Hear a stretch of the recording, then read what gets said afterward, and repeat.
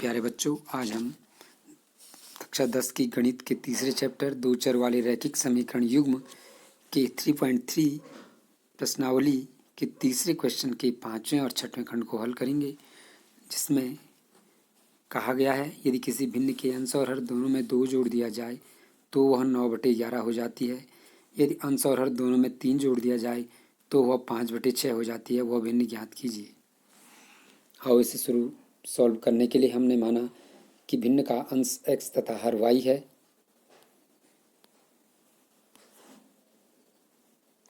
तब हमारे पास भिन्न हो जाएगी x/y।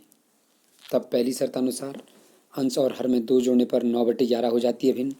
तो हमने भिन्न x/y के अंश और हर में 2 जोड़ा तो भिन्न बनी हमारे पास x + 2/y + 2। इसका मान 9/11 हो जाता है, तो इसको 9/11 के बराबर कर दिया और समीकरण मिला हमें x + 2/y + 2 = 9/11। क्रॉस मल्टीप्लाई करने पर हमें प्राप्त हुआ x + 2 × 11 = y + 2 × 9। 11 और 9 से ब्रैकेट के अंदर मल्टीप्लाई किया तो मिला हमें 11x + 22 = 9y + 18।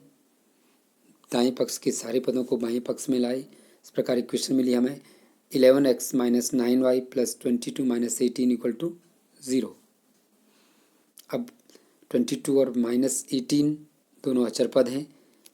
इनको सॉल्व करके हमें इक्वेशन मिलती है 11x - 9y + 4 = 0। ये इक्वेशन फर्स्ट हुई हमारी। अब दूसरी शर्त के अनुसार दिया गया है कि भिन्न के अंश और हर में 3 जोड़ दें तो भिन्न 5/6 हो जाती है। भिन्न हमारी x/y थी, अंश और हर में 3 जोड़ा तो हमें भिन्न मिली x + 3/y + 3 और ये 5/6 हो जाती है, तो इसको 5/6 के बराबर कर दिया। फिर क्रॉस मल्टीप्लाई किया तो हमें इक्वेशन मिली x + 3 × 6 = y + 3 × 5। 6 और 5 से ब्रैकेट के अंदर मल्टीप्लाई करने पर हमें प्राप्त हुआ 6x + 18 = 5y + 15। फिर सभी दाएं पक्ष के पदों को बाएं पक्ष में लाने पर हमें इक्वेशन मिलती है 6x - 5y + 18 - 15 = 0। +18 और -15 दोनों अचर पद हैं, ये सॉल्व हो जाते हैं। इनको सॉल्व होकर हमें +3 मिलेगा, तो समीकरण हमें प्राप्त होगी 6x - 5y + 3 = 0। ये हमारी इक्वेशन सेकंड हुई। अब हम प्रतिस्थापन विधि से हल कर रहे हैं, तो हमें एक समीकरण से एक चर का मान दूसरे चर के पदों में ज्ञात करते हुए अगले समीकरण में रखना होगा। हम यहाँ पर समीकरण 1 से x का मान y के पदों में प्राप्त करने जा रहे हैं। तो समीकरण 1 हमारे पास है 11x - 9y + 4 = 0। हमने 11x को अभी बाएं पक्ष में ही रहने दिया, अन्य पदों का पक्षांतरण किया। इक्वेशन मिली हमें 11x = 9y - 4। फिर हमने 11 का भी पक्षांतरण किया और इक्वेशन मिली हमें x = 9y - 4/11। अब x के इस मान को समीकरण 2 में रखा जाएगा, क्योंकि ये समीकरण 1 से ज्ञात किया हुआ है। तो x का यह मान समीकरण 2 में रखने पर समीकरण 2 है हमारे पास 6x - 5y + 3 = 0। यहाँ x की जगह पर 9y - 4/11 रखा जाएगा, तो हमें समीकरण मिलेगी 6 × 9y - 4/11। ये ब्रैकेट के अंदर होगा -5y + 3 = 0। 6 से ब्रैकेट के अंदर मल्टीप्लाई किया तो हमें इक्वेशन मिली 54y - 24/11 और -5y और 3 का पक्षांतरण करके = -3। अब क्योंकि यहाँ पर इन दो पदों का हर 11 है और ये पद का हर 1 है, तो हर समान किया हमने और हर समान करने पर दोनों पदों का हर 11 बनाया जाएगा। क्योंकि इसका हर 1 है, ये 11 बनाया जा सकता है और 11 बनाने में इसके हर को 11 से मल्टीप्लाई करना हो रहा है, तो इसके अंश को भी 11 से मल्टीप्लाई करेंगे और इस प्रकार से इक्वेशन हमें मिलेगी 54y - 24 - 55y/11 = -3। अब इस 11 का भी पक्षांतरण कर देंगे, ये अंश में चला जाएगा और इक्वेशन मिलेगी हमें 54y - 24 - 55y = -3 × 11।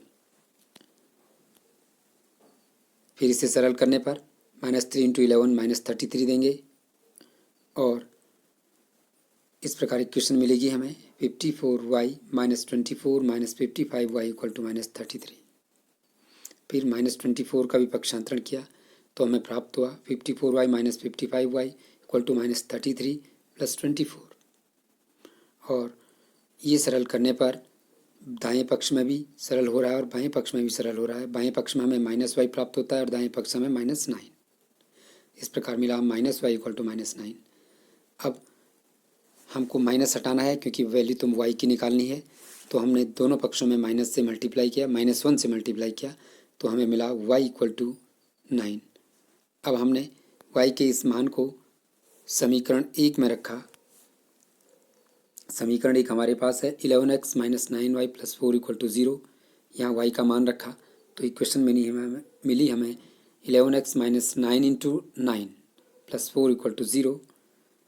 9 इंटू 9 मल्टीप्लाई करके -81 हुआ क्योंकि -9 था मल्टीप्लाई करने वाला 9 को। इस प्रकार हमें इक्वेशन प्राप्त हुई 11x minus 81 plus 4 equal to 0। इसे और सरल किया तो हमें मिला 11x माइनस 77 इक्वल टू 0। -77 का पक्षांतरण किया तो हमें मिला 11x इक्वल टू 77 और फिर 11 का भी पक्षांतरण करने पर हमें प्राप्त हुआ x इक्वल टू 77/11 और इसे काटने पर हमें 7 प्राप्त हुआ। इस प्रकार हमको x का मान 7 प्राप्त हुआ और y का मान हमें पहले 9 प्राप्त हो चुका है। तो अर्थात हमारी भिन्न हुई x/y इक्वल टू 7/9। ये हमारा क्वेश्चन नंबर फिफ्थ पार्ट हल हुआ क्वेश्चन नंबर 3 का। अब हम क्वेश्चन नंबर 3 के 6th पार्ट को पढ़ते हैं एक बार। क्वेश्चन है हमारे पास 5 वर्ष बाद जैकब की आयु उसके पुत्र की आयु से 3 गुनी हो जाएगी। 5 वर्ष पूर्व जैकब की आयु उसके पुत्र की आयु की 7 गुनी थी। उनकी वर्तमान आयु ज्ञात कीजिए। आओ इसे सॉल्व करने के लिए मान लेते हैं कि माना जैकब की आयु x वर्ष है तथा उसके पुत्री लिख दिया है मैंने, यहाँ पर पुत्री की पूछी गई थी, उसकी पुत्री की आयु y वर्ष है। तब 5 वर्ष पूर्व जैकब की आयु हो जाएगी x-5 और पुत्री की आयु हो जाएगी y-5। मैंने दूसरी शर्त के क्वेश्चन पहले बना दी है। तो प्रश्न की शर्तानुसार 5 वर्ष पूर्व जैकब की आयु जो x-5 है उसकी पुत्री की आयु जो y-5 है की 7 गुनी थी।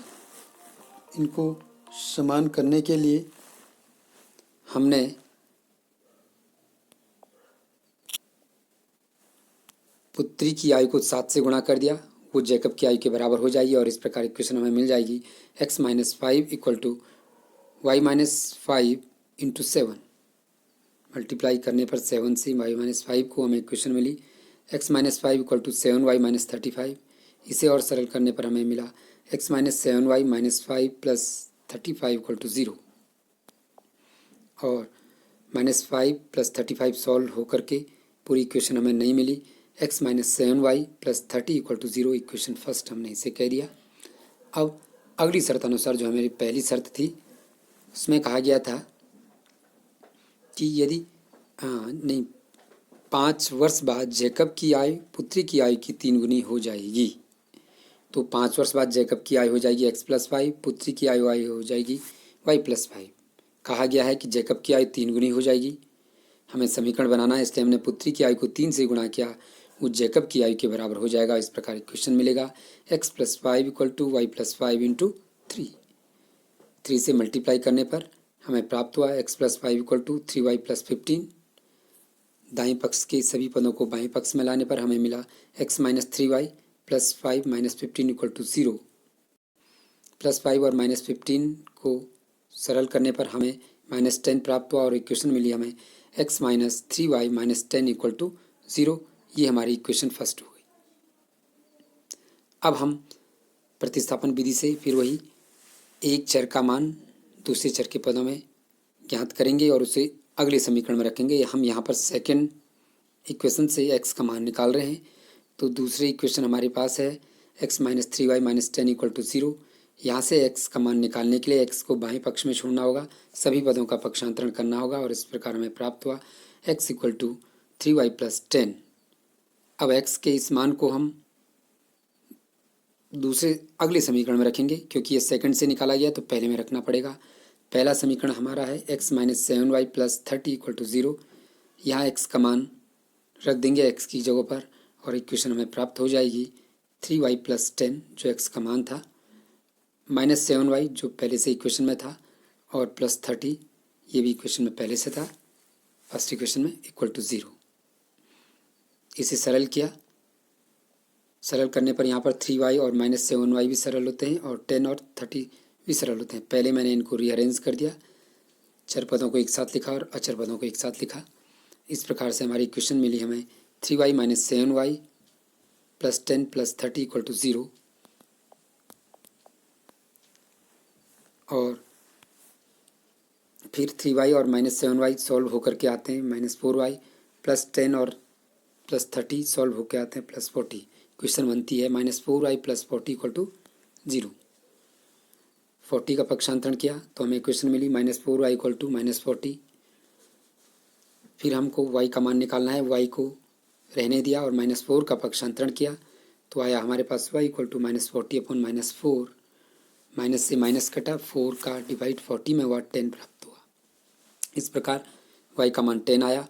y के इस मान को अब किसी भी समीकरण में रख सकते हैं। हमने समीकरण 1 में रखा है। एक हमारे पास है x - 7y + 30 = 0। यहाँ y का मान 10 रखा तो इक्वेशन मिलती है x - 7 × 10 + 30 = 0। इसे सरल किया तो हमें प्राप्त हुआ x = -30 + 70। यहाँ पर मैंने -7 से 10 को मल्टीप्लाई करके जो 70 आया था उसका भी पक्षांतरण कर दिया और जो 30 भी बाएं पक्ष में था उसका भी पक्षांतरण कर दिया है और ये दोनों दाएं पक्ष में आ गए हैं। इस प्रकार से x = -30 + 70 प्राप्त हुआ। -30 + 70 को सॉल्व किया तो 40 आया और हमारे पास x का मान आया 40। क्योंकि x जैकब की आयु थी, इस प्रकार जैकब की आयु 40 वर्ष प्राप्त हुई। y पुत्री की आयु थी, इस प्रकार पुत्री की आयु 10 प्राप्त होती है। इस प्रकार हमारा ये क्वेश्चन सॉल्व हो गया है। धन्यवाद बेटा।